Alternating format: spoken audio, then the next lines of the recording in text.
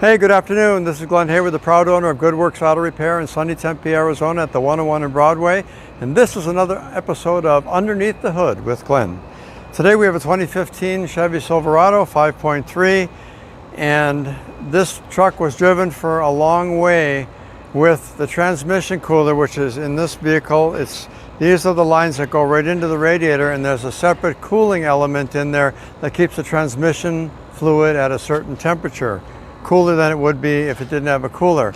So what happened is inside, and this happens quite often on vehicles that have this type of setup on there, the transmission cooler actually breaks inside there and it starts feeding transmission fluid. First, I'm going to show you this hose, this radiator hose right here. This is actually bleeding transmission fluid out on the outside of the hose. As you see my finger going over, you see that's all transmission fluid that is leaked through the hoses. It's got into the cooling system. So I'm going to show you two things real quick here. One is this hose. This is one of the radiator hoses. I'm going to pull it out and I'm going to squeeze some of the sludge up through this hose that was actually coming out.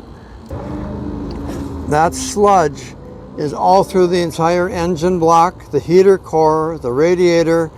That is what happens when transmission fluid and coolant meet. It's a bad meeting. So one other thing I'll show you before I end this video.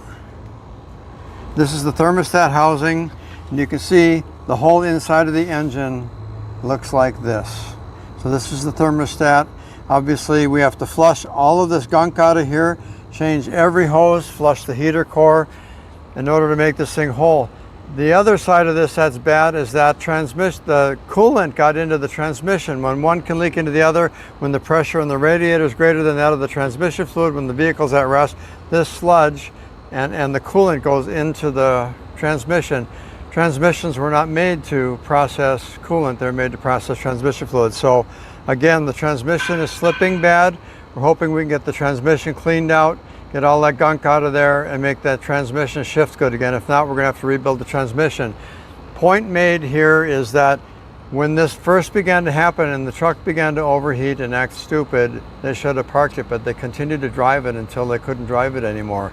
That's where people make the big mistake. That's what could cost them. I mean, this repair, if you had to replace the transmission with a rebuilt one and do all the work I'm doing now replacing the radiator, all of the hoses, flushing out the block, the heater core and everything else like that, this could be easily a $9,000 or $10,000 job, which could have been minimized. Maybe just change out the radiator and flush the block and this would have been done. So again, the cost of neglect is way bigger than the cost of preventative maintenance, making sure that you preventatively, if you have a problem with a car, get it looked at right away before it becomes a catastrophic failure.